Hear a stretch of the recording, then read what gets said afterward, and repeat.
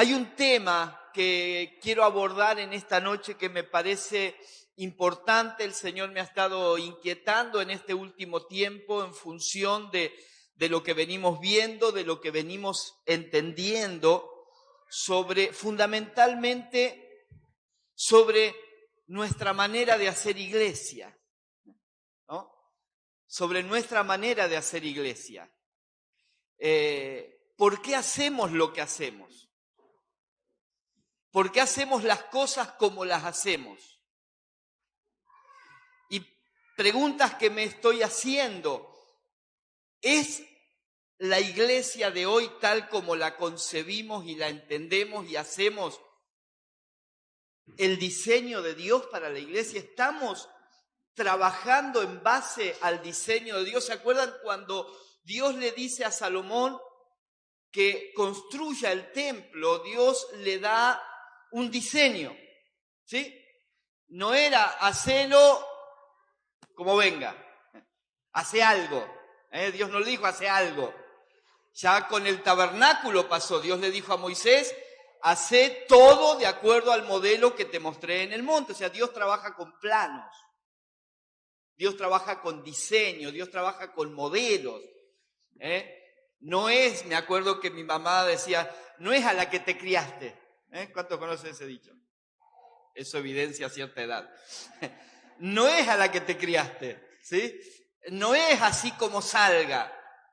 Y la verdad que en muchos aspectos tenemos que reconocer que hemos hecho iglesia más basados en tradiciones y costumbres que en un modelo bíblico de iglesia. Claro, no hay una enseñanza deliberada en la palabra, sobre todo obviamente en el Nuevo Testamento, de cómo hacer iglesia, cómo deben ser nuestras reuniones, por ejemplo. Hay pautas, hay algunos principios, pero no hay un modelo puntualmente que nosotros podamos ver, pero sí hay principios que Dios ha dejado. Podemos, a través de todo el Nuevo Testamento, a partir especialmente del libro de los Hechos, donde nace la iglesia, y de ahí en adelante las cartas paulinas, puntualmente, que son escritas a iglesias en particular, nos ayudan a ver qué es iglesia de acuerdo al concepto de Dios o al deseo de Dios, y mirar qué estamos haciendo nosotros.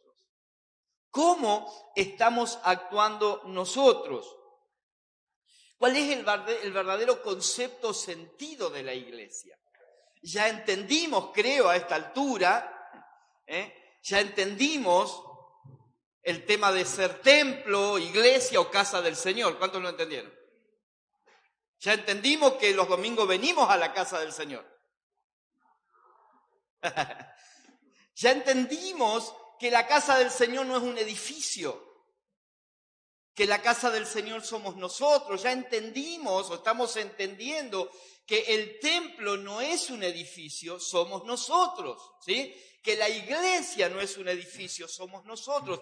Ahora, y acá, bueno, hago una salvedad. Todo este tiempo hemos hablado de esto de ser habitación del Espíritu y lo hemos tratado más en forma individual, ¿sí? Como personas.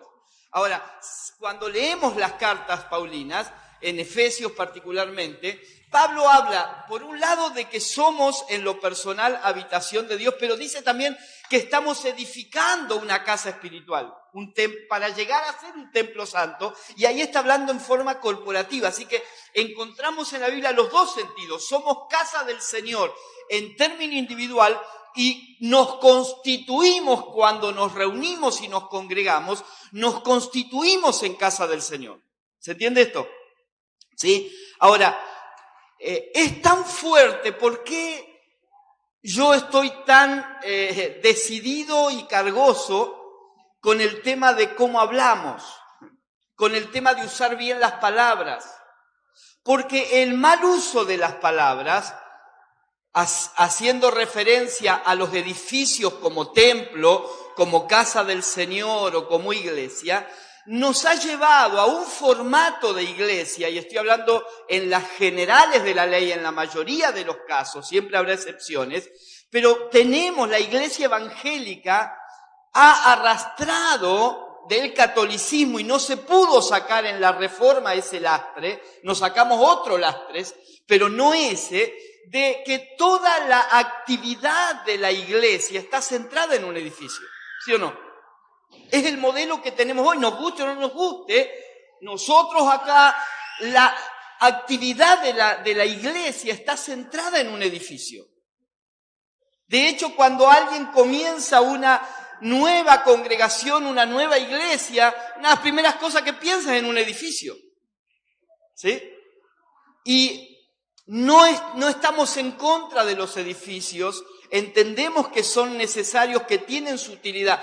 El problema es que nos ha hecho perder otras cosas que son muy importantes y que no es muy difícil alcanzarlas en el ámbito de un edificio. Y tiene que ver con las casas.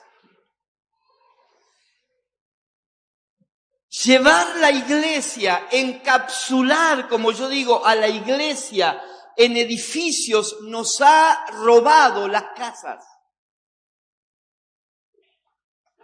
Nos ha robado el diseño original, hermanos. La iglesia no empezó en un edificio. La iglesia empezó en las casas.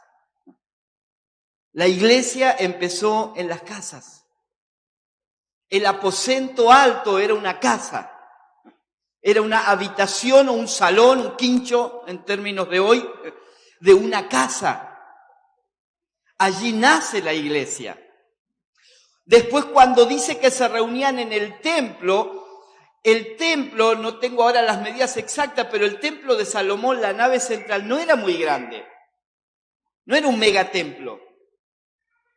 Y la Biblia nos dice que en el mensaje de Pedro en Pentecostés, ¿cuántos se convirtieron?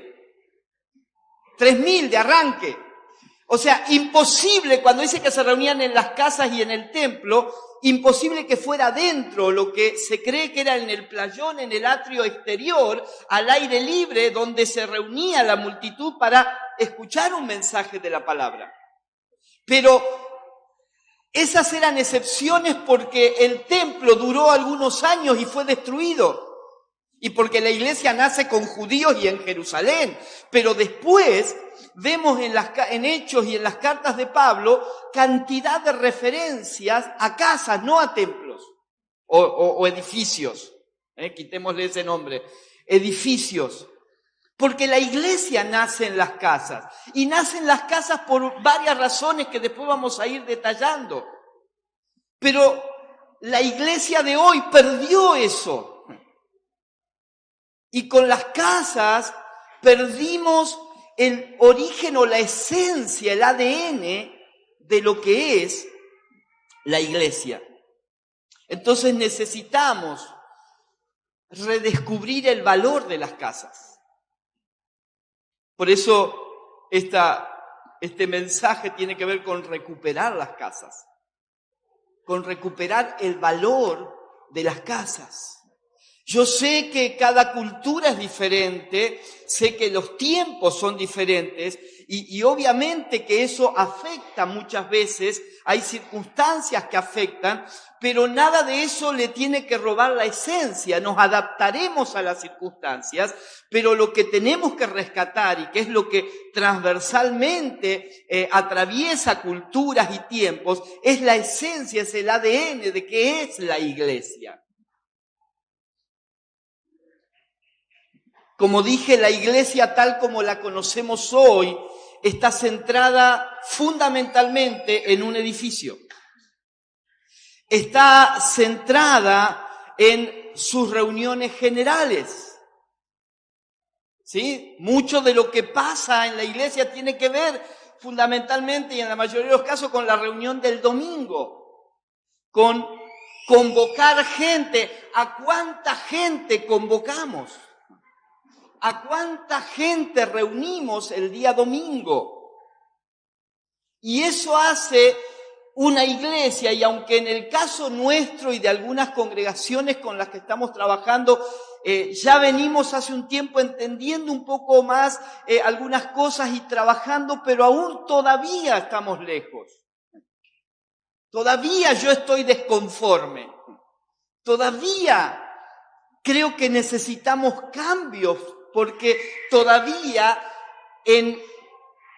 la iglesia está centrada en el trabajo de pocas personas. Está centrada en el trabajo de pocas personas, anulando, aunque verbalmente lo expresemos y lo digamos y doctrinalmente lo creamos, anulando o limitando, tal vez sería mejor la palabra, el sacerdocio de todos los creyentes. ¿Por qué? Porque aunque podemos hacer otras cosas, pero no hay espacio en la reunión congregacional de un edificio, no hay espacio para el desarrollo del sacerdocio de todos los creyentes.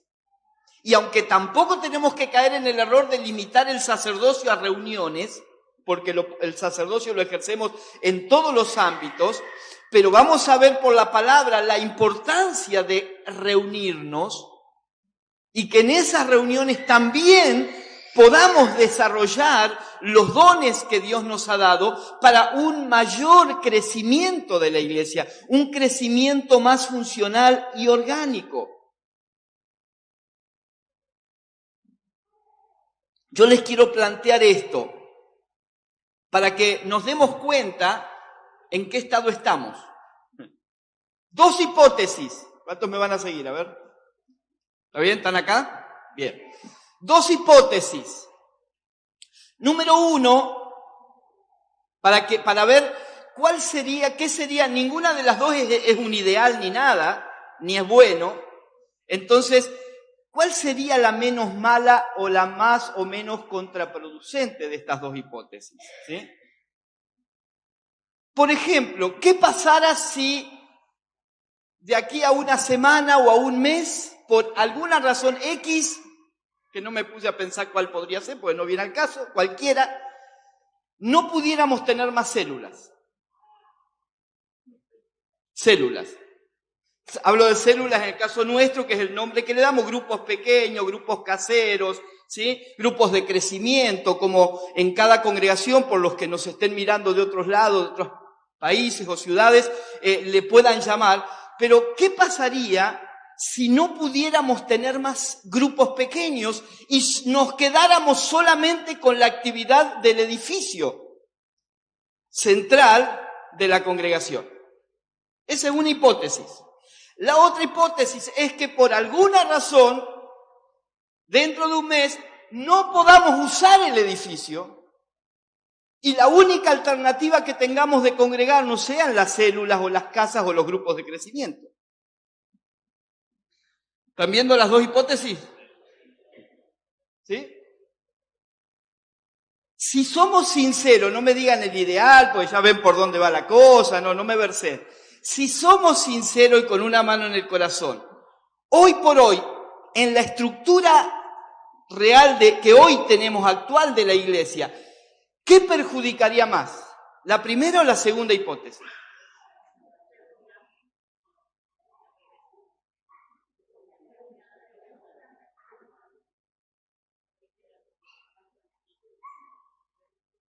La primera es no tener más célula, ¿sí? Y seguir con las actividades de acá. La segunda es no tener el edificio y tener la célula. ¿Cuál sería más perjudicial al funcionamiento actual de la iglesia? La primera. La primera.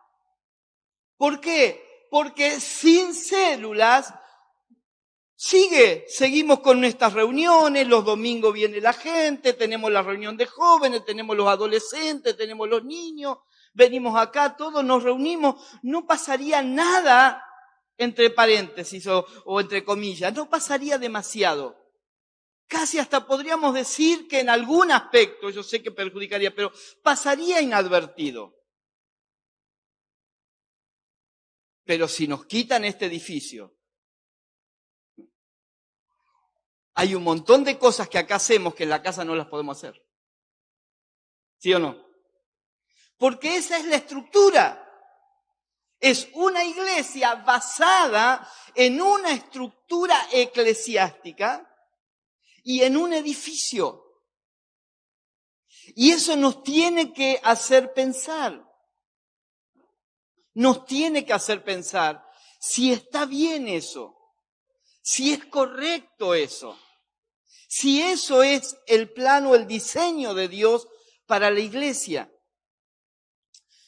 Yo quiero que veamos algunos pasajes del libro de los Hechos, frases que yo le voy a leer y los versículos por si alguno está anotando, de lo que dice acerca de las casas. Hechos 2:46, en las casas perseveraban unánimes. Hechos 5:42, en las casas enseñaban y predicaban a Jesucristo.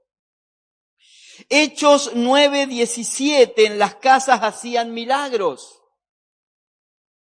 Hechos 10:33 y 44, en las casas era derramado el Espíritu Santo. Cuando Dios tuvo el plan, y hago un alto acá, cuando el Señor tuvo el plan de abrir el Evangelio, la puerta del Evangelio a los gentiles, no le dijo a Pedro que organice una reunión en el templo y le manden una invitación por WhatsApp a Cornelio. Lo mandó a Pedro a la casa de Cornelio. Pero hermanos, insisto, yo sé que estamos cambiando en algunas cosas, por eso algunos ejemplos que voy a dar podemos decir, bueno, hoy ya no están así, pero hasta hace un tiempo y en muchos lugares todavía, toda la evangelización es tenés que venir a mi iglesia, ¿sí o no? Te invito a la reunión. Toda la evangelización es vengan, porque todo está centrado acá. Todo está centrado en un auditorio. Pero vamos al libro de los Hechos y nos encontramos con otra realidad. Los milagros no se hacían en el salón. No, iban a las casas, oraban por la gente y la gente en las casas se sanaba. Hechos 12. En las casas oraban. ¿Sí? Cuando Pedro y Juan estaban presos y son liberados, ¿dónde estaban orando? En la casa, los hermanos estaban llorando. Hechos 16:40, en las casas recibían consolación. Hechos 20:20, en las casas anunciaban, enseñaban y testificaban. Y Hechos 28:30, en las casas predicaban y enseñaban. Así termina el libro de los Hechos. Pablo, en una casa alquilada, con prisión domiciliaria.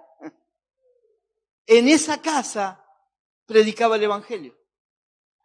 Porque la esencia de la iglesia, todas las demás, fíjense qué diferente era la cultura cristiana, la esencia cristiana, porque el judaísmo por siempre había tenido como eje central de su vida espiritual, ¿qué cosa? El templo. Los paganos, la diosa Artemisa, Diana de los Efesios, ¿qué tenían como centro de actividad? Un templo. Pero el cristianismo nació de otra manera. No nació en un templo, nació en las casas. Hasta que terminamos siendo como los demás. Hasta que terminamos siendo algo más. Y eso le hizo perder a la iglesia una vitalidad impresionante. Entonces hoy nos encontramos con multitudes muchas veces, con congregaciones numerosas. La pregunta es, ¿qué influencia tiene eso sobre la sociedad? ¿Qué diferencia marcan? Hay países en Centroamérica o en América del Sur que tienen estadísticamente un 60, un 70% de cristianos evangélicos. Pero no han marcado ninguna diferencia. La corrupción es como en todos lados, la violencia es como en todos lados. ¿Por qué? Porque crecer en número no garantiza el crecimiento verdadero de la iglesia. Acumular gente en un edificio no garantiza verdadero crecimiento de la iglesia. Basta con remontarnos un poquito a Apocalipsis y el mensaje a la iglesia de la Odisea. Tú dices, soy rico, tengo todo lo que necesito, no me falta nada, tenemos un hermoso auditorio, domingo la gente de bote a bote, lleno, 3 cultos tenemos que hacer, 4, 5, 2, porque no nos alcanza el espacio para albergar a la gente. Estamos bien. Pero el Señor le dice, y no te das cuenta que eres pobre, desventurada y desnuda. Porque una cosa es lo que ven nuestros ojos, otra cosa es lo que juzga Dios. O sea, la iglesia perdió su vitalidad de base por la despersonalización, me salió tremenda esa palabra, despersonalización del evangelio a través de masas, a través de las masas. Necesitamos recuperar, y este es mi mensaje en esta noche, necesitamos recuperar el valor de las casas como iglesias, no como algo que alimenta a la iglesia, sino las casas como iglesias.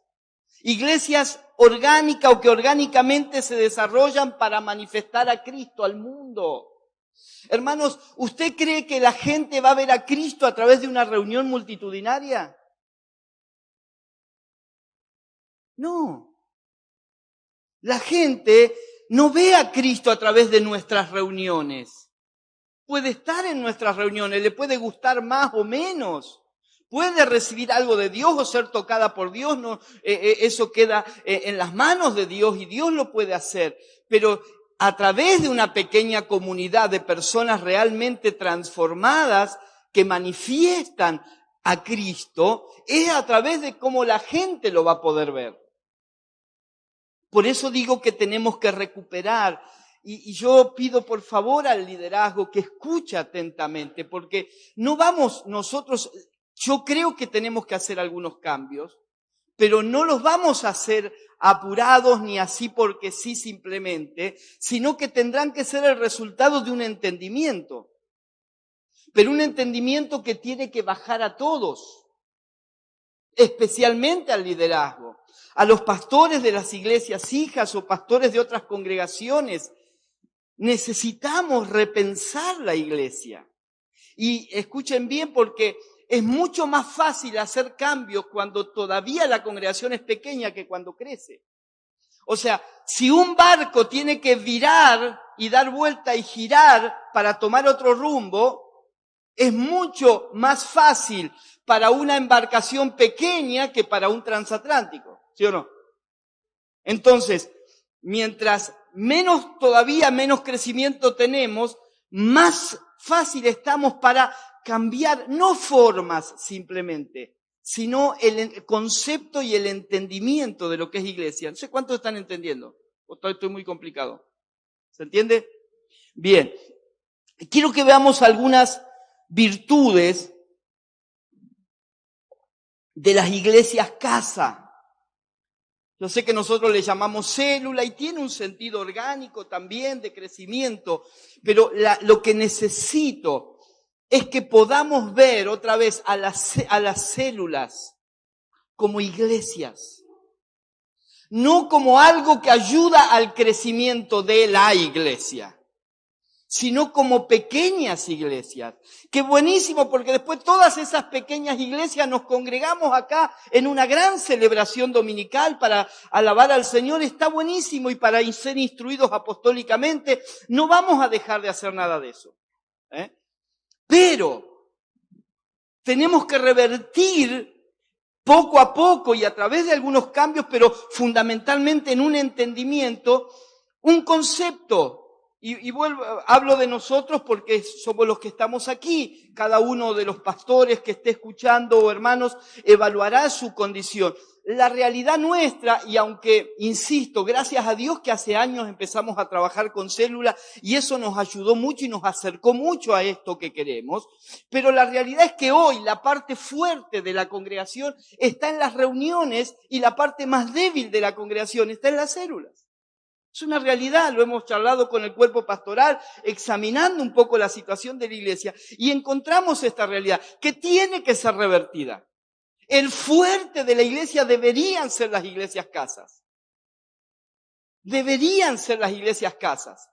Aunque eso significara, y voy a decir algo que no me conviene, aunque eso significara debilitar la reunión del domingo. Aunque no lo creo, porque si las casas están saludables, van a fortalecer.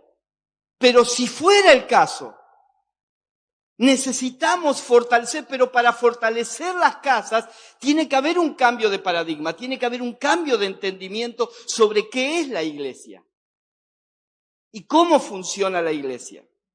Algunas virtudes. Número 1, el hogar ilustra fielmente la realidad de que somos familia y casa de Dios.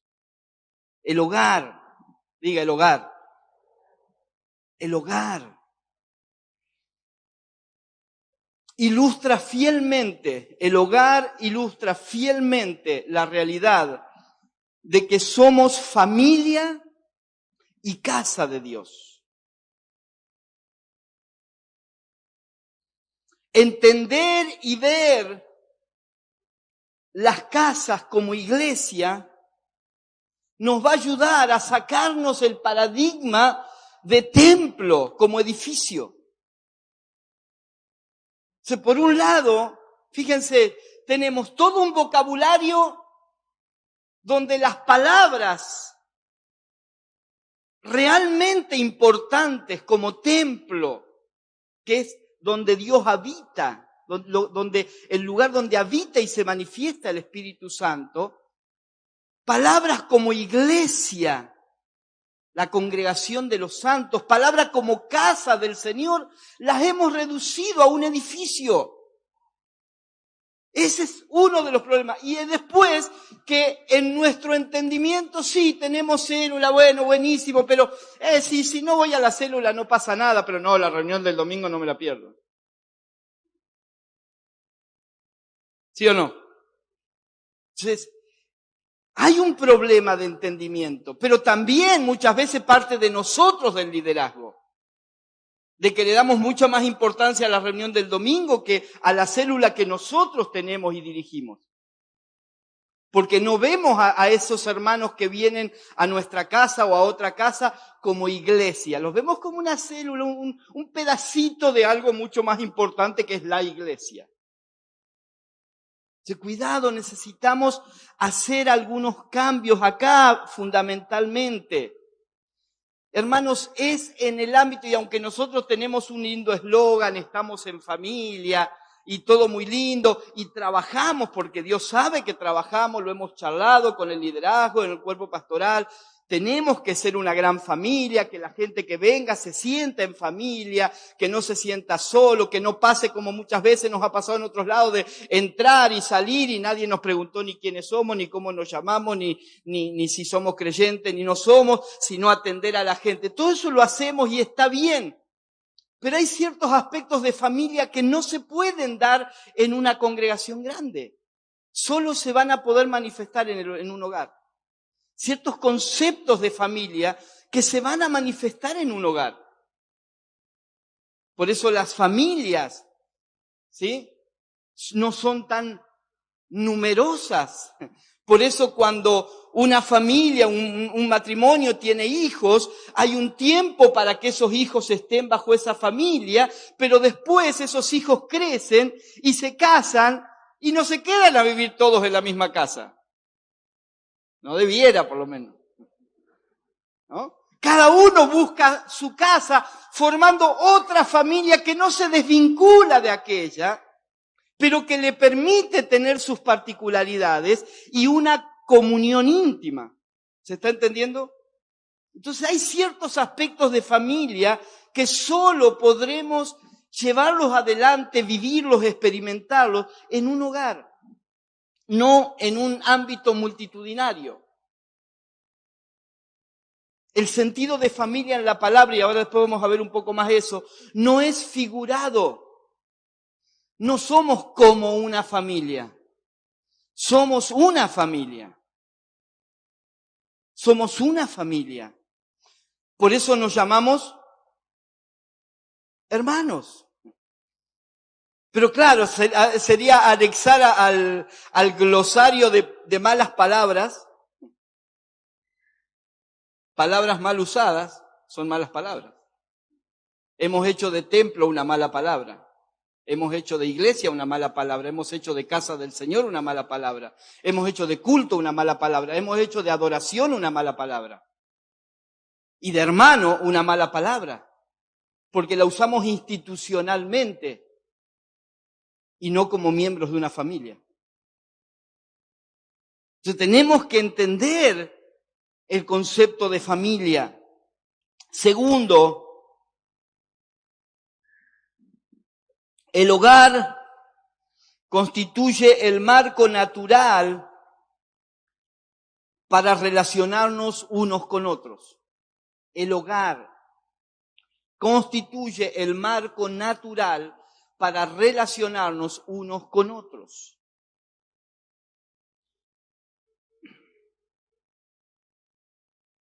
Piense usted por un momento, ¿cuánta gente que asiste el domingo usted no sabe ni el nombre? ¿Sí o no? Aún de los que estamos aquí, tal vez de la mayoría podemos saber el nombre, pero de muchos ni sabemos dónde viven. ¿Sí o no? Ni en qué trabajan. Ni si tienen mañana para comer. ¿Sí o no? Insisto, gracias a Dios, el trabajo con células que venimos haciendo, aunque a mi gusto todavía deficiente, nos ha ayudado en eso. Porque está cumpliendo esa función de acercamiento, de muchas cosas que le pasan a la gente, la conocemos a través de su líder por las células. Entonces no es que estamos todavía, nos quedamos atrás. Hemos ido avanzando. Quiero que entiendan esto, yo no estoy diciendo acá todo está mal. Estoy diciendo que tenemos que estar mejor. ¿Se entiende? Estoy diciendo que tenemos que ir un paso más allá, que hemos alcanzado cosas, que hemos avanzado gracias a Dios en un entendimiento, tratando de estar lo más cerca posible de la gente y que la gente no sea un número. Esto ya lo hemos entendido. Esto gracias a Dios que hace tiempo que venimos trabajando de otra manera en eso, no viendo multitudes, sino viendo personas. Aunque sean muchas personas. Pero necesitamos avanzar, que el marco propicio sea aún más fuerte todavía para ese trabajo. Algunas expresiones de la palabra, Hebreos 10, 24 y 25. El hogar permite la participación mutua, ¿sí? Este es un subpunto del número 2 para los que están bosquejando. El hogar permite la participación mutua. Mire lo que dice. Hay versículos que vamos a leer que ustedes solo se van a dar cuenta de que no se pueden vivir en el ámbito general de la congregación. Que no se pueden, serían impracticables en una reunión dominical. Pero que sí son perfectamente aplicables a un hogar. Versículo 24, Hebreos 10, 24 y 25. Preocupémonos los unos por los otros, a fin de estimularnos al amor y a las buenas obras. Pregunto, ¿cómo me preocupo por el otro y cómo lo estimulo? ¿Mirándole la nuca durante 2 horas un día domingo? Versículo 25. No dejemos de congregarnos, y hemos usado este versículo hasta el hartazgo para que la gente venga a las reuniones. Pero en el contexto de lo que dice, ese congregarnos no tiene tanto que ver, aunque es importante una reunión general donde la palabra es impartida y somos alineados en la palabra, o momentos como este, que nos reunimos todos de otras distintas congregaciones, no importa. Porque hay una palabra que nos va a ayudar a entender mejor, pero el congregarnos tiene que ver con esa comunión que se da entre un grupo de personas que se pueden mirar a los ojos, que se conocen, que pueden manifestar sus necesidades. ¿Cómo yo me voy a preocupar por alguien que no tengo la menor idea si necesita algo? No dejemos de congregarnos como acostumbran a hacerlo algunos, sino animémonos unos a otros. No va a venir, porque otra vez hemos tomado esto, hermano, anime al otro a que venga a la reunión. No, ese animémonos es darnos ánimo unos a otros en el conocimiento, en el compartir, en la comunión. Animémonos unos a otros y con mayor razón ahora que vemos que aquel día se acerca. Sea, el hogar, las casas permiten la participación mutua. Segundo, permite el ejercicio de los dones espirituales. Permite el ejercicio de los dones espirituales. En nuestras reuniones, la mayoría no puede ejercer un don espiritual. No hay espacio, no hay ámbito. Hay dones, por supuesto, que no tienen que ver con la reunión y los podemos ejercer en otros ámbitos, pero hay otras cosas que Dios da para edificación. Mire, vamos a leer 1 Corintios 14, 26. Son versículos que los hemos dejado a veces ahí como diciendo, está, pero que quede ahí porque no tengo la menor idea cómo hacerlo práctico. En el esquema de hoy de la iglesia no lo podemos hacer práctico. Entonces están ahí, pero bueno, están ahí, sí, es palabra de Dios, pero, ¿no? Pero están ahí. ¿Qué concluimos, hermanos? Que cuando se reúnan, cada uno puede tener un himno. Bueno, ahora vamos a abrir un espacio, así que todos vengan y cada uno cante un himno. Estamos hasta las 8 de la mañana, ¿no? Una enseñanza, una revelación, un mensaje en lengua o una interpretación. Todo esto debe hacerse para la edificación de la iglesia. ¿Cuándo y dónde? Pregunto, ¿cuándo y dónde? ¿Cuándo y dónde? El que nunca subió al púlpito de ustedes o acá a la plataforma, ¿cuándo y dónde puede ejercer esto? En las casas. Pero no solo el líder. Porque muchas veces podemos tener células o grupos pequeños, pero reproducimos el modelo témplico. El clerical, donde el líder habla y todos los demás escuchan. Ya tiene el domingo para que uno hable que soy yo y los demás escuchan. Entonces en las casas debería haber más participación en las células. De la gente. Hermano, ¿qué te habló el Señor esta semana? Y nos vamos a sorprender porque los líderes o pastores no somos los que tenemos el emporio de la revelación o de la comunión con Dios. Hay hermanos, ustedes y otros que tal vez nunca los vemos acá adelante, que tienen una comunión con el Señor, que Dios les habla y que pueden decir, a lo mejor leer un versículo o decir 3 palabras de algo que Dios le dijo y edificar tremendamente a la iglesia. Pero ¿cómo lo van a hacer si no les preparamos el ámbito? Leemos Corintios, sí, hermano, cada uno cuando tenga algo. ¿Cuándo?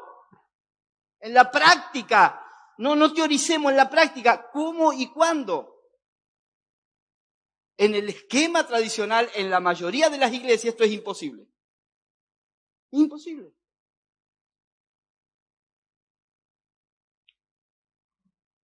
Permite la edificación del pueblo de Dios. Este formato de iglesias, casas. Todos estos son subpuntos del 2, El hogar constituye el marco natural para relacionarnos unos con otros. Dentro de eso permite el ejercicio de los dones, permite en la participación mutua, el ejercicio de los dones, la edificación del pueblo de Dios. Efesios 2, 21 y 22. En él todo el edificio bien armado se va levantando para llegar a ser un templo santo en el Señor. Ahí no habla individualmente, sino corporativamente. ¿Sí? En él también ustedes son edificados juntamente para ser morada de Dios por su Espíritu. Somos edificados juntamente, pero no solo por un predicador. Somos edificados por el cuerpo y esto lo hemos perdido. Lo hemos perdido, hermanos, ha perdido vigencia. 1 Corintios capítulo 12, capítulo 14. Somos un cuerpo y todos los miembros son necesarios y todos aportan algo, lo hemos perdido. Por causa de un modelo no basado en la palabra. Permite la participación de una comida comunitaria. La participación de una comida comunitaria. Hermanos, hemos desvirtuado con nuestra práctica el concepto de cena del Señor.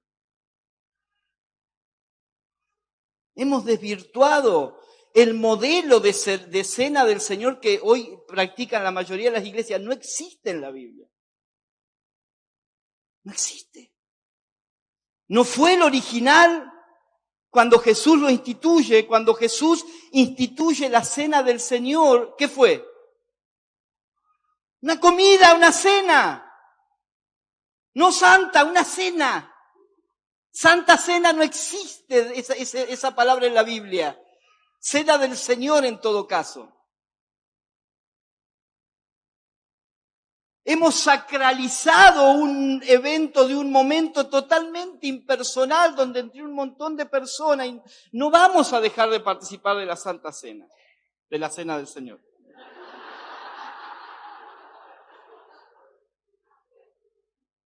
Pero necesitamos encontrar otro concepto, ya lo hicimos en este año de hacerlo en las células y tendremos que hacer más seguido esto.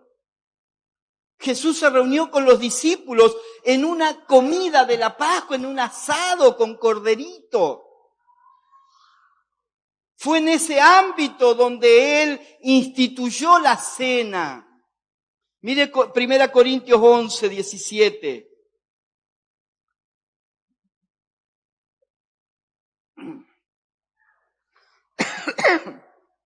Al darles las siguientes instrucciones, no puedo elogiarlos, le dice Pablo a la iglesia de Corinto, ya que en sus reuniones traen más perjuicio que beneficio. ¿De qué está hablando? De la reunión de una iglesia, ¿sí? De las reuniones de una iglesia que era la iglesia de Corinto. En primer lugar, dice Pablo, oigo decir que cuando se reúnen como iglesia, cuando se reúnen en la iglesia no, sino como iglesia, qué mal que hemos leído la Biblia. Dios mío. Cuando se reúnen como iglesia hay divisiones entre ustedes y hasta cierto punto lo creo. Pero mire cuáles eran las divisiones.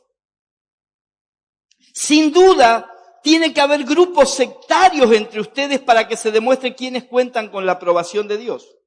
De hecho, cuando se reúnen, ya no es para comer la cena del Señor. O sea, Pablo está hablando de la reunión de la iglesia y de la participación de la cena del Señor. ¿Está bien? Ahora mire lo que sucede. Porque cada uno se adelanta a comer su propia cena.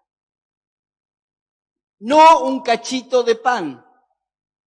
Su propia cena.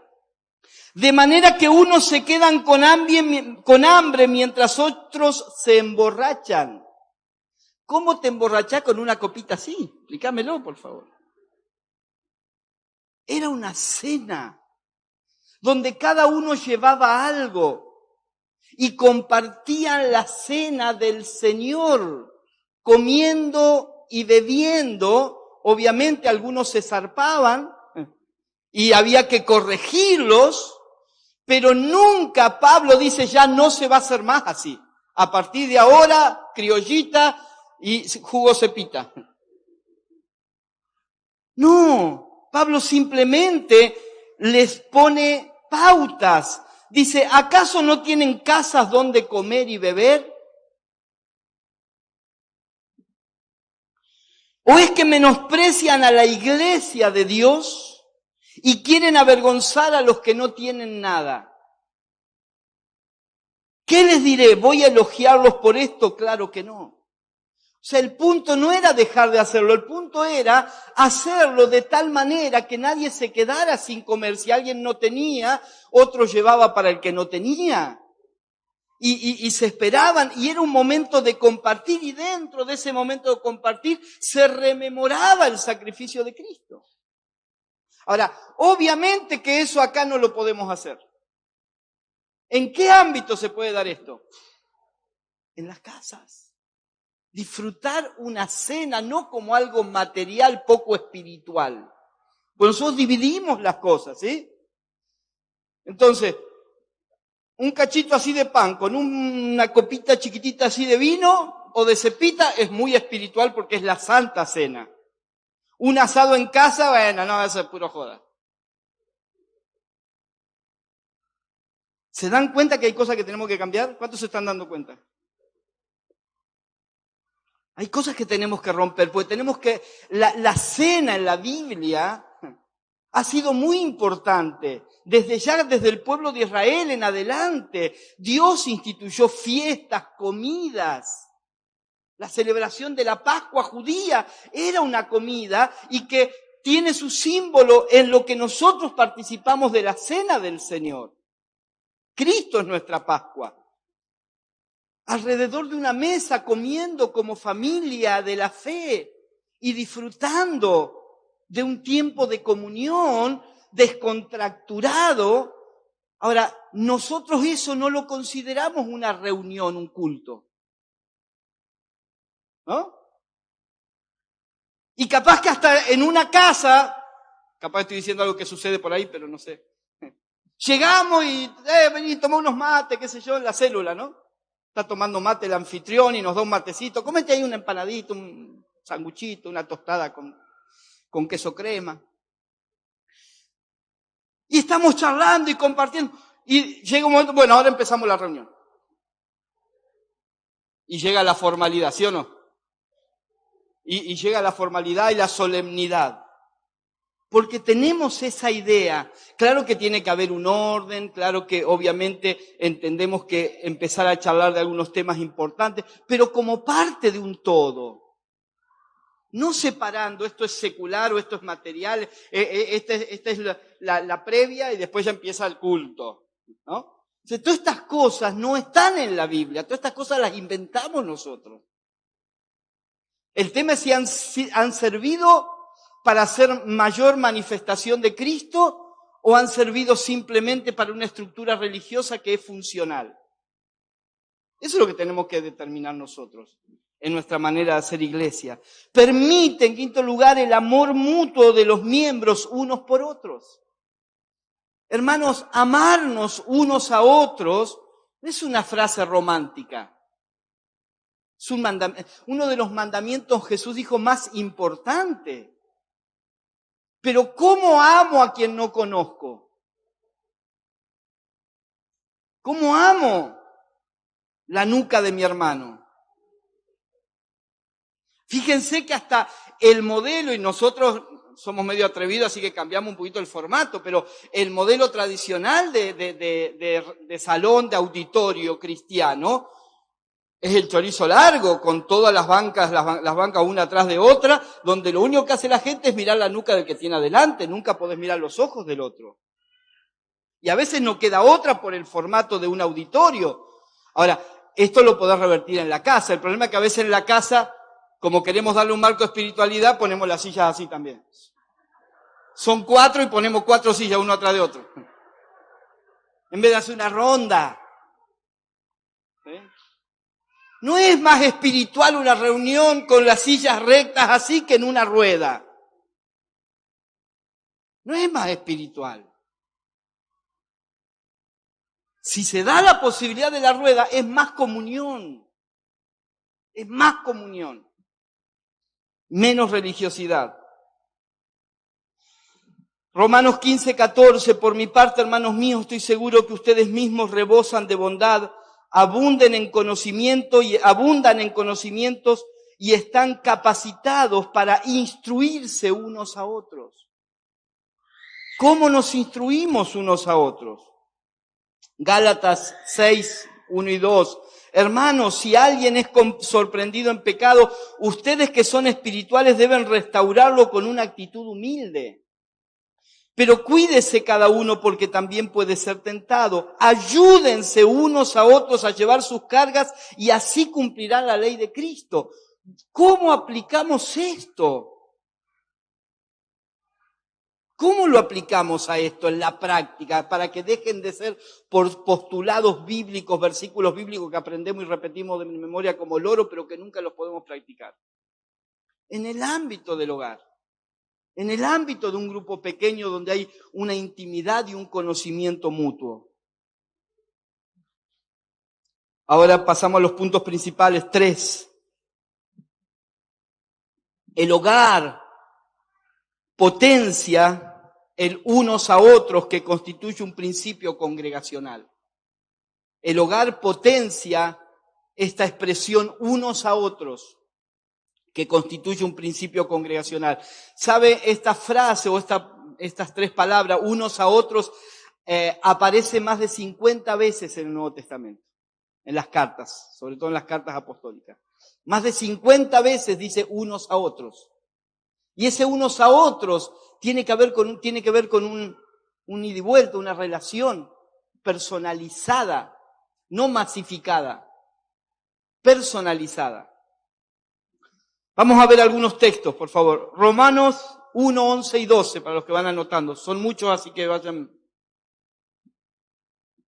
Romanos 1, 11 y 12. Tengo muchos deseos de verlos para impartirles, escuche esto por favor, para impartirles algún don espiritual que los fortalezca. Mejor dicho, se corrige a sí mismo Pablo, para que unos a otros nos animemos con la fe que compartimos. Para que unos a otros. O sea, no es yo soy el líder y voy a animar a estos pichis. Voy a ver si los instruyo un poco a estos que no casan una. No. Yo puedo ser el moderador, el que coordina, pero yo también puedo aprender. Y debo aprender. Porque hay una gracia que Dios le dio a mi hermano que a mí no me la dio. O Dios le mostró algo que yo todavía no lo entendí.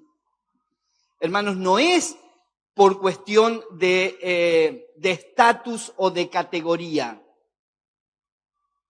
que enseñamos o aprendemos. Hay funciones, obviamente, que Dios nos ha dado, pero todos podemos aprender unos de otros. Y debemos aprender. Pablo está diciendo, se lo leo de nuevo, tengo muchos deseos de verlos, a la iglesia de Roma, para impartirles algún don espiritual que los fortalezca. O sea, Pablo sabía que iba a la iglesia de Roma a impartir algo que Dios le había dado, pero luego se corrige y dice, mejor dicho, para que unos a otros nos animemos con la fe que compartimos. Para que yo los anime a ustedes, pero también ustedes me animen a mí. Pero claro, en este ámbito es muy difícil. Pero sí es más factible en un hogar, donde todos podemos interactuar, hablar. Ahora, fíjese qué diferente, ¿no? En que la gente esté durante la semana y dice, el jueves tengo célula, bueno, voy a ver si voy, qué sé yo. Se prepara y dice, bueno, a ver qué tiene el líder hoy, a ver qué me van a enseñar hoy. Va y se sienta y escucha. Qué distinto eso a que el hermano que es iglesia y que es sacerdote, hombre o mujer, que ejerce el sacerdocio universal de todos los creyentes, esté pensando, tengo célula, a ver qué puedo compartir. Si se da la posibilidad, si tengo el espacio, ¿qué tengo yo para dar? La preparación es otra, ¿sí o no? Ahora sería muy interesante hacer una encuesta, a ver cuánta gente se prepara de esta manera. A veces ni el líder se prepara, en otros lados. A veces ni el líder se prepara y dice, bueno, ahí el Señor algo nos va a dar. Pero hermano, no es solamente el líder, los hermanos. Si Dios me habló algo, esto yo este versículo lo tengo que compartir con la célula, porque a mí Dios me revolucionó con esto y yo sé que con mis hermanos cuando nos reunamos, así como a mí me ayudó, a otro le va a ayudar. ¿Cuántos tienen esa libertad? ¿Estamos bien?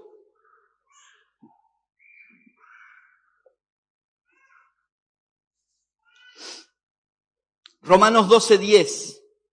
Ámense los unos a los otros con amor fraternal, respetándose y honrándose mutuamente. ¿En qué ámbito? ¿Cómo hace usted el día domingo para respetar y honrar a los hermanos? Si a la mayoría ni los va a poder saludar, ¿sí o no? No es el ámbito para eso, sino es en la reunión donde es. En la reunión, pero no en la reunión general, en la reunión de la casa, en la intimidad.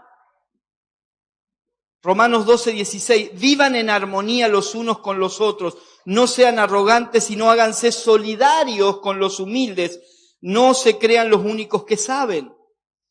Yo sé que muchas de estas cosas también en términos general tienen una aplicación, pero insisto, mientras mantengamos el modelo de reuniones generales y multitudinarias, la aplicación de estos versículos es tan parcial, tan pobre.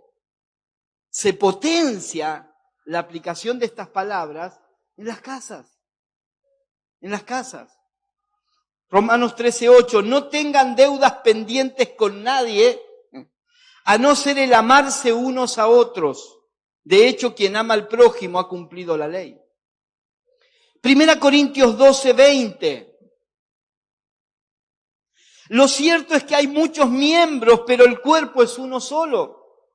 El ojo no puede decirle a la mano, no te necesito. Ahora, ¿cómo yo puedo considerarme ojo y considerar a mi hermano mano si no lo conozco? Si no sé quién es. O lo veo, le veo la cara, o tal vez me acuerdo el nombre. Ni puede la cabeza decir a los pies, no los necesito. Al contrario, los miembros del cuerpo que parecen más débiles son indispensables. Hermanos, ¿en qué sentido un hermano que asiste el domingo y que parece más débil que los demás se transforma en indispensable? Es lindo decirlo y predicarlo. El tema es cómo lo vivimos. Porque si lo decimos, buenísimo, hermano, usted, aunque no tenga un cargo, siéntase indispensable. Hermano, dice, pero indispensable que si yo vengo o no vengo, no pasa nada. ¿Sí o no? Entonces tenemos que caer en la cuenta que hay cosas que decimos de la boca para afuera, pero en la práctica no las podemos sostener. Y a los que nos parecen menos honrosos, los tratamos con honra especial. ¿Se da cuenta de la interrelación que establece acá? Que no se puede vivir en un ámbito congregacional numeroso. Y se les trata con especial modestia a los miembros que nos parecen menos presentables. Algunos son impresentables, ¿no? Mientras que los más presentables no requieren trato especial. Así Dios ha dispuesto los miembros de nuestro cuerpo, dando mayor honra a los que menos tenían, a fin de que no haya división en el cuerpo, sino que sus miembros se preocupen por igual unos por otros. Si uno de los miembros sufre, los demás comparten su sufrimiento. Y si uno de ellos recibe honor, los demás se alegran con él. Ahora, ¿cómo me puedo alegrar con alguien que no sé que le pasó algo lindo? ¿Cómo puedo llorar con alguien que no sé que le pasó algo feo? Insisto, yo sé que gracias a Dios, y tengo que agradecer a Dios por nuestra congregación, porque sé que esto se practica sectorialmente, parcialmente, porque hemos ido entendiendo este concepto de familia. Pero necesitamos potenciarlo. Necesitamos ir un paso más, fortaleciendo, y la forma, el Señor nos dirá el cómo, pero conceptualmente, la forma de poder vivir en plenitud estas palabras es fortaleciendo los hogares. Dándole fuerza, dándole carácter, entidad de iglesia a los hogares. Gálatas 6:2, ayúdense unos a otros a llevar sus cargas y así cumplirán la ley de Cristo. Efesios 4:1 y 2, Por eso yo, que estoy preso por la causa del Señor, les ruego que vivan de una manera digna del llamamiento que han recibido. ¿Cómo? Siempre humildes, amables, pacientes, tolerantes, unos con otros en amor. Claro que acá es fácil ser tolerantes. Si estamos todos sentados, nadie dice nada, nadie nos va a contradecir. Yo puedo decir acá lo que se me antoja, usted no me va a decir nada. Acá es fácil ser tolerantes. Acá en la impersonalidad es fácil ser humildes. El tema es en el trato. El tema es cuando empezamos a tratarnos en otro ámbito unos a otros y nos empezamos a conocer en realidad las locuritas de cada uno. Las chapitas de cada uno. Ahí es donde se pone en práctica esto realmente. Efesios 5:19. Anímense unos a otros con salmos, himnos y canciones espirituales. Canten y alaben al Señor con el corazón. ¿Dónde? En la reunión venimos y cantamos. Pero aquí está hablando de un animarse unos a otros con una canción, con una palabra. Está hablando de una interacción, no de que alguien dirige y los demás escuchan. Colosenses 3:16, que habiten ustedes la palabra de Cristo con toda su riqueza. Instrúyanse y aconséjense unos a otros. Instrúyanse y aconséjense unos a otros con toda sabiduría. Canten salmos, himnos y canciones espirituales a Dios con gratitud de corazón. Otra vez, son impracticables en el ámbito de una congregación grande. Estas palabras son aplicables en el ámbito de un hogar, de una comunidad más pequeña, que no por ser más pequeña en número deja de ser especial para Dios porque sigue siendo iglesia.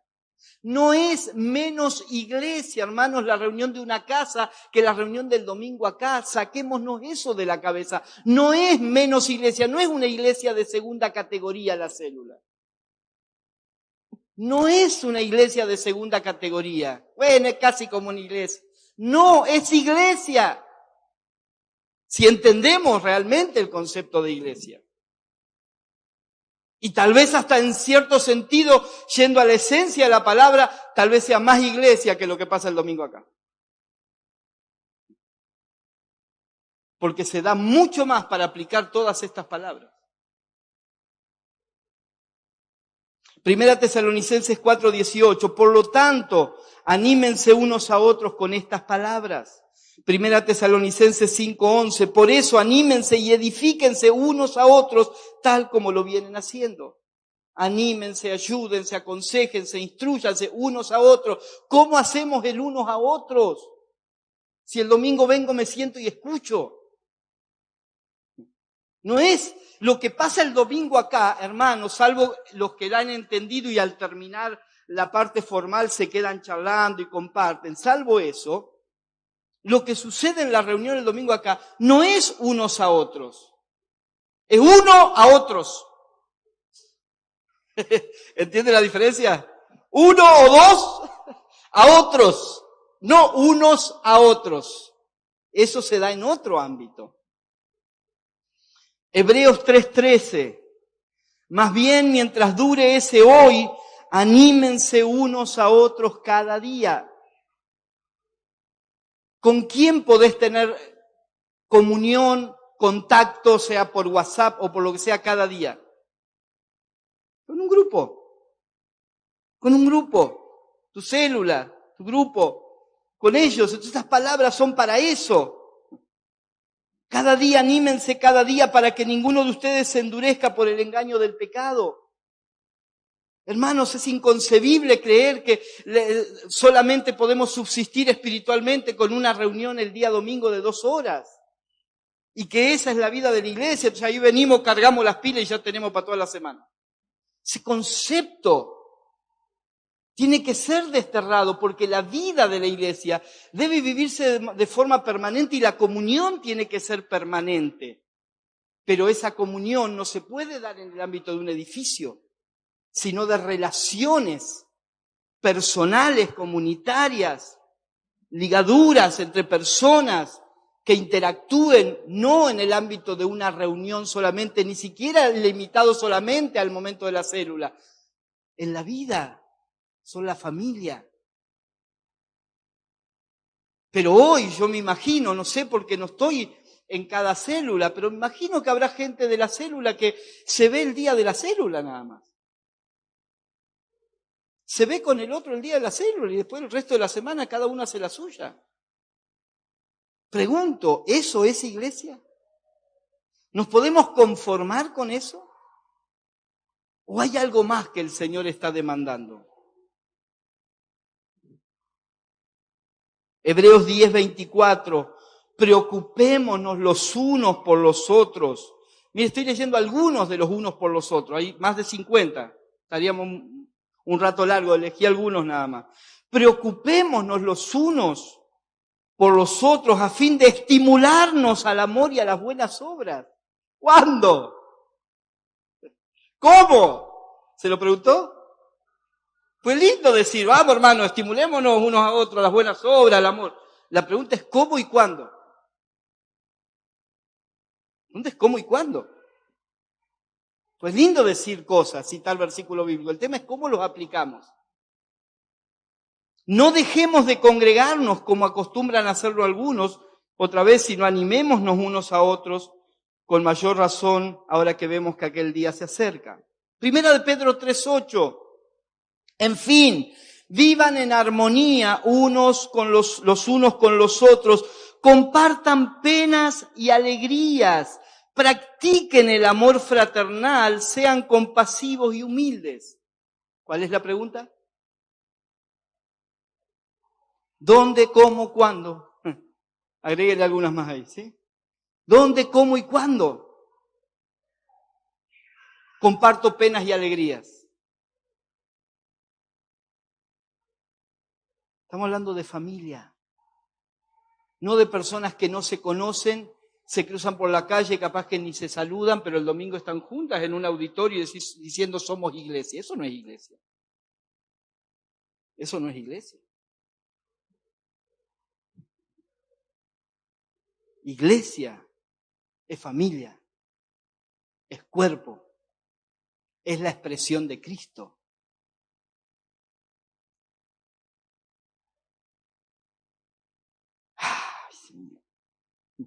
Hay que cambiar algunas cosas, ¿no? Pero acá tiene que empezar. Y acá. Cuarto punto general, el hogar, virtudes del hogar, de las reuniones de hogar estamos viendo. El hogar nos permite el desarrollo, aunque ya lo mencioné a esto, pero más específicamente, el hogar nos permite el desarrollo del sacerdocio de los creyentes, los dones del Espíritu y el ministerio. Reitero, el hogar nos permite el desarrollo del sacerdocio de los creyentes, los dones del Espíritu y el ministerio. ¿Cómo y cuándo desarrollo mi sacerdocio? ¿Cómo y cuándo ejerzo mis dones? Muchas veces yo lo he dicho desde acá y hemos predicado y lo creemos y lo enseñamos. Y casi todas las iglesias evangélicas lo enseñan. Hermanos, todos tenemos algún don espiritual, ¿sí o no? ¿Y cuántos lo ejercen? Alguno dirá, bueno, pero mi don no es para la congregación. Buenísimo. Pero hay muchos dones que sí son para la congregación. La pregunta es quiénes lo ejercen. En tu célula, líder, ¿cuántos de los hermanos que están en tu célula ejercen dones espirituales? No, yo solo. Soy el único. ¿Cuántos ejercen dones espirituales? ¿Cuántos ejercen su sacerdocio en el ámbito de tu célula?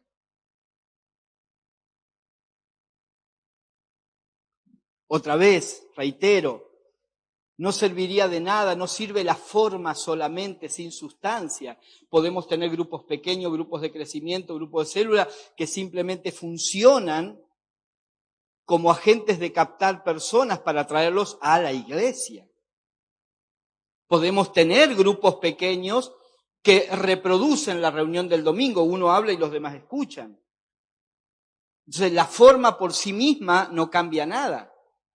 Lo que necesitamos entender es la esencia de la iglesia. La metáfora principal de la iglesia con respecto a la iglesia es familia. Por eso Dios se presenta como Padre. Y Jesucristo es el primogénito entre muchos hermanos. Familia. Y podría citar muchos versículos.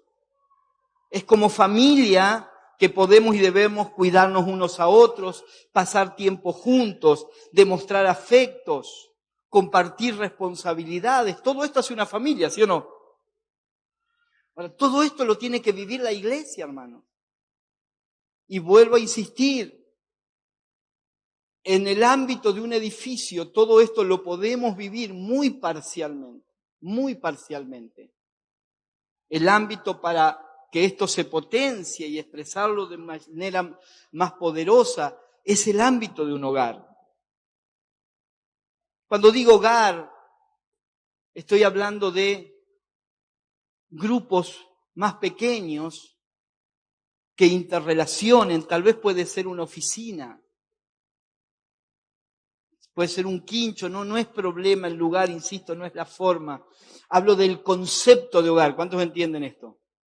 El concepto de hogar, de familia que debemos recuperar. Y quinto, ya para ir terminando, el hogar se constituye en el eje central de la vida de la iglesia. El hogar debe constituirse o se constituye como el eje central de la vida de la iglesia.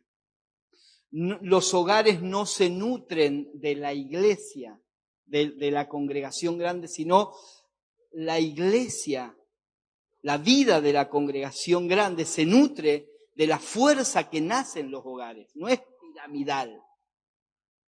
Tiene que haber fuerza en los hogares. Son los hogares los que deben reproducirse, los que deben evangelizar, pero a través de la vida, considerándose iglesia, no un grupito de crecimiento.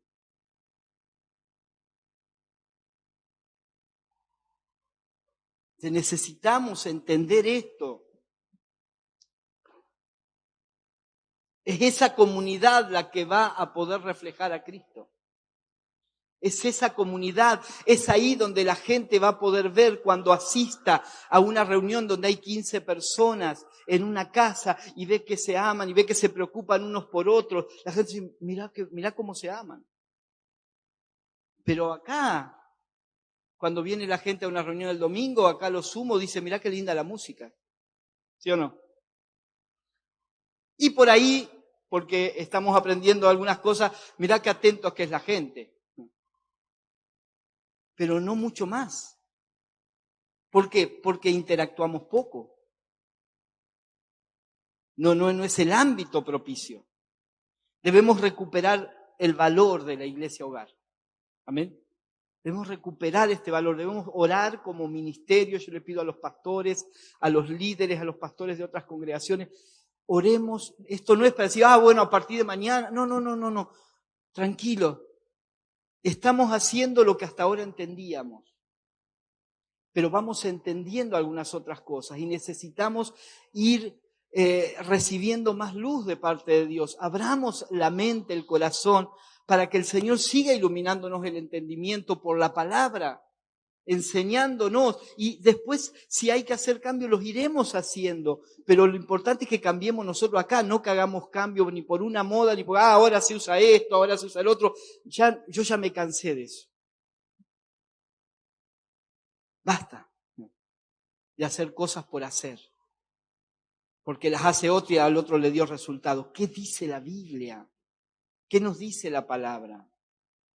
Necesitamos fortalecer el trabajo, líderes. Necesitamos fortalecer el trabajo de las casas, iglesia, hogar, célula, no importa el nombre que le demos, pero que la entendamos como una iglesia.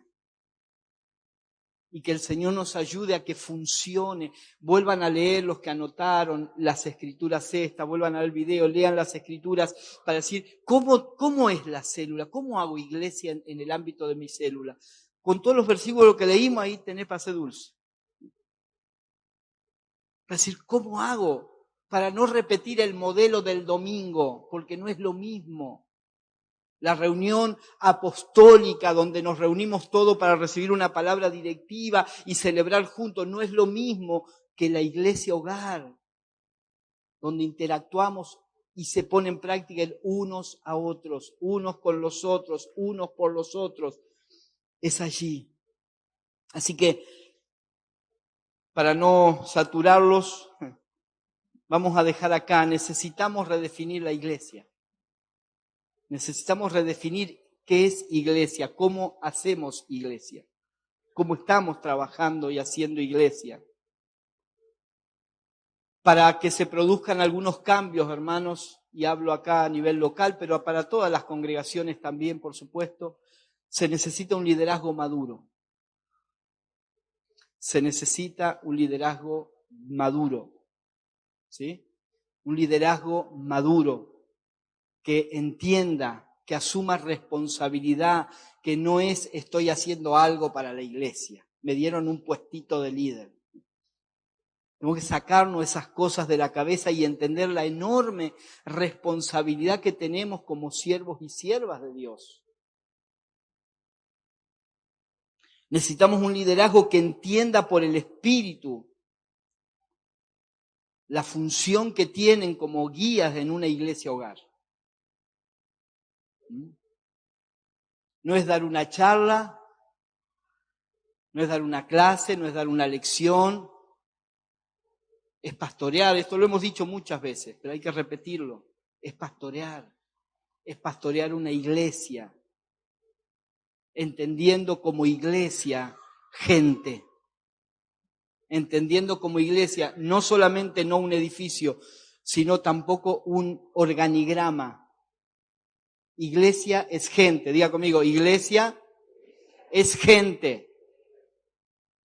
No son nuestras reuniones la iglesia es la gente, no es el aparato, no es el organigrama la iglesia es gente. Lo demás tiene que suplir las necesidades de la gente, pero muchas veces los programas y todo lo que hace la iglesia, en vez de suplir las necesidades de la gente, son funcionales a un aparato estructural de la iglesia.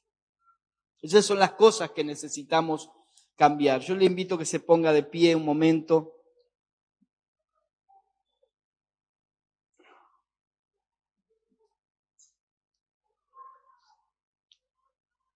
Que podamos orar.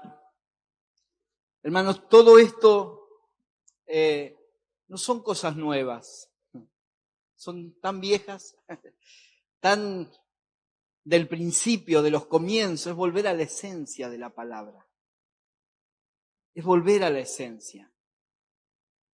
Es reconocer que en algunas cosas hemos perdido el rumbo. Esto no significa ni que nos vamos a perder. No. Hemos perdido el rumbo del diseño original.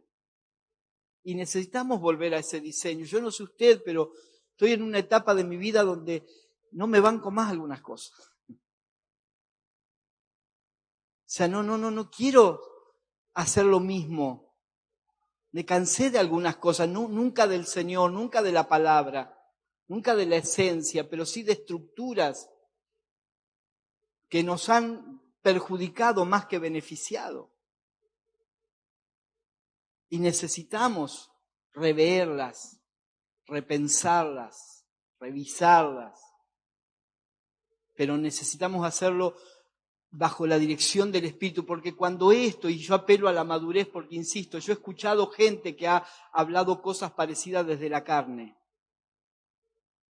Y dice, ¿para qué vamos a ir a las reuniones? Ya basta de templos y de edificios y cada uno va, reúnase con su familia en su casa y no se congregan más y un desastre.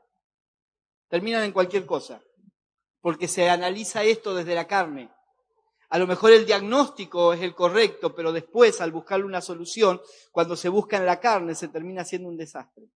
Yo lo he vivido a esto. Por eso lo que enseño, lo enseño con mucho temor de Dios. Porque entiendo que si esto no es guiado por el Espíritu, no va a funcionar.